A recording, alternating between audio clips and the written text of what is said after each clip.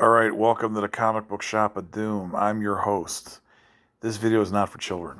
So if you're under 13, please get your parents' permission to watch this video. I don't need a $40,000 fine from COPA, YouTube, or the government. So ask your mom and dad to watch it with you and explain if you're under 13. Okay, here's your nightly news. Yeah, I call it nightly, but here's what I'm going to do. Weekend update. So this is for Saturday, July 18th and Sunday, July 19th. So I'm putting this up late Friday night.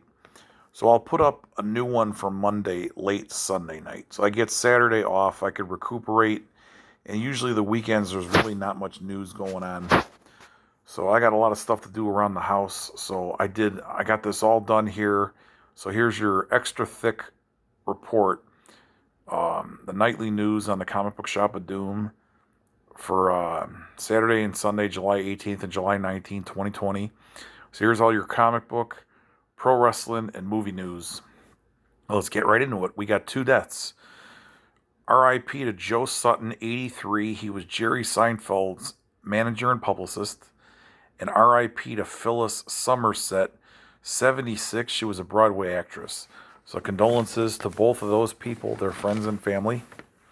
Okay, Netflix is going to spend, this is their highest budget yet, $200 million on a Russo brothers movie, The Gray Man, and it's going to star Ryan Gosling and Chris Evans. So that's going to be a action thriller. Paul Thomas Anderson has a 1970s San Fernando Valley movie that it was supposed to be made for Focus Features, and he just moved it to MGM. Okay, Jeremy Roenick is suing NBC Sports over some threesome comments that they made about his sex life. Netflix Charlize Theron movie The Old Guard, which is based on a comic book, was watched by 72 million homes. Okay, the internet went down on Friday. They're saying it's not an attack, but they're giving you a really wishy-washy answer, so what it is. So it could be anything. Servers went down. It could be an attack. Who knows? But they won't tell you the truth. Okay, New York City, still no movie theaters open. So that might be a while there. Lionsgate is standing by Nick Cannon for his talk show. So the anti-Semitic and anti-white remarks that Nick Cannon made, Lionsgate's okay with it as long as they're making money. Okay, Briar Patch, the TV series on USA has been canceled after 1 season. UK theaters will reopen August 1st. Okay, these 2 directors, they're called Bert and Bertie. It's Amber Finlay and Katie Elward. They've done some other movies. They're going to be the directors so far on the Hawkeye show for Disney Plus. So there's going to be more directors, but those 2 have been officially hired to direct for that. So that's good. That's moving forward. Okay, the bad news. WandaVision is now targeting spring 2021 from Disney Plus. So that was put back because of COVID-19. And so has The Winter Soldier and the Falcon. Or the Falcon and the Winter Soldier. Whatever way you want to call it. That's delayed, and they're not saying when it's supposed to come out, but it was supposed to premiere in August. Okay, Valerie Harper, she won 4 Emmy Awards. She passed away. Well, it must be her estate was going to sell them at auction, and they had to withdraw them after the TV Academy filed a lawsuit. So usually those in the Oscars, they got some new rule now where you can't sell those. They have a clause where you have to sign a contract, and if you want to get rid of them, you have to sell them back to the Academy or whatever. So they don't want those things floating around in pawn shops and garage sales and flea markets. Okay, Tom Holland says Spider-Man 3 filming wraps in early 2021. So we'll see if that gets made when and when.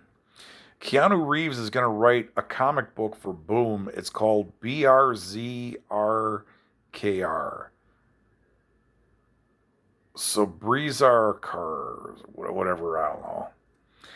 Netflix brought in 10 million new subscribers in Q2 of 2020. So everybody's sitting home with the pandemic ordered Netflix.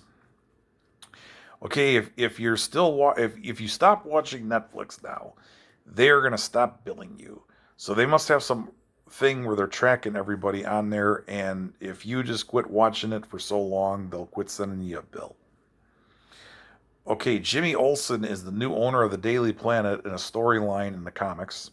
So I don't read that, but I'd be curious to see how that worked out. What was the deal? Okay, Hasbro cut a deal with Walmart. Walmart's going to be exclusive the retro G.I. Joe line that's coming. So they're going to do retro G.I. Joe figures. And they're also going to get some exclusive Transformers figures at Walmart. Okay, Vin Diesel has been rumored to be playing a live action role in the Marvel Cinematic Universe. So they're not saying what he voices Groot. So when he says "I am Groot," that's Vin Diesel. Okay, The Empire Strikes Back has outgrossed The Force Awakens. The Empire Strikes Back in 3 days grossed $400,000 to $500,000, and The Force Awakens only grossed $123,000 in a 3-day frame. So they re-released. I didn't even see that The Force Awakens was re-released at the movie theater. So I didn't even know that it was out. I did go see The Empire Strikes Back at the show, and it was 20 seats, 20 people in the movie theater. Everybody was spaced out according to the computer, and I went and I wore gloves, a mask, and I wore a sweatshirt that I took off before I got in my car, and I threw it in my car. And I ordered a Slurpee, and I got the pretzel bites with cheese. And I only took off the masks to eat and drink, and that was it. I put it back on just in case, because I don't need to get sick. I don't want to get sick, so I hope I don't get sick. Okay, here's your wrestling news. Okay, Brock Lesnar, they said that he's not going to be back in WWE anytime soon. So I don't know what's the deal, if they don't want to pay him or they're just figure that, they have nothing for him yet. Okay, AJ Gray is calling a lack of diversity on the AEW roster. Okay, AEW Dynamite beat NXT this week, 788,000 to 631,000 viewers. So that's a pretty big margin there. Okay, the Stampede Corral, famous venue for Stampede Wrestling in Calgary, Alberta, Canada. They're going to demolish it in next month. So it used to do 2,000 people on every Friday night as a regular deal, and their special shows in the summer they could do 7,000 to 8,000 people. So that venue is being knocked down to add on to a convention center that's next door. Okay, Bruce City Wrestling in Waukesha, Wisconsin. Frankie the Thumper DeFalco, a good pal of mine. He's getting a lot of heat for he had a recent show there in Waukesha, Wisconsin. Now, they don't have restrictions. They just said it'd be nice if people kept it under 100 people. Well, he had 300 at a show. So they're screaming and moaning about that. And he said that in 16 and a half years, he's had a stellar record with no blemishes on it. So he doesn't, he's saying that he ain't going to cause no COVID-19 exposure or anything like that. Okay, OVW and Devotion Championship Wrestling have formed a partnership.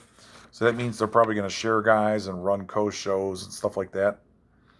Okay, Brian Cage and Taz, they're teasing a split between them already after Taz threw in the towel. So it'll be interesting to see where that FTW belt goes. If that's going to be basically a prop in a feud between Brian Cage and Taz. If Brian Cage, say, turns face and leaves Taz, then Taz brings in somebody else to fight for that belt or something. I mean, that would be my guess what they would do with it. Okay, the Michael Kingston, he's a guy that does this Headlocked comic. He almost had a deal for The Rock, but then The Rock backed off because he thought the material was too dark. And he said The Rock is doing Disney franchises now, and he doesn't want to rock the boat with doing dark material in a comic book project. Okay, Raymond Rougeau is considering a mayoral run in Rouyn, Quebec. So this is going to go down next year. So he's got over a year to prepare for this if he decides to run for mayor. And Impact Wrestling, they're expecting that EC3, the Good Brothers, and Heath Slater are going to show up and wrestle there from WWE. So they've been released. So the Rascals on the Slammiversary pay-per-view, they're going to have a challenge, an open challenge. So I was expecting either the Good Brothers, Luke Gallows and Carl Anderson, or the team of Heath Slater and Rhino, because Rhino's been making noise that he has a partner and he has kids.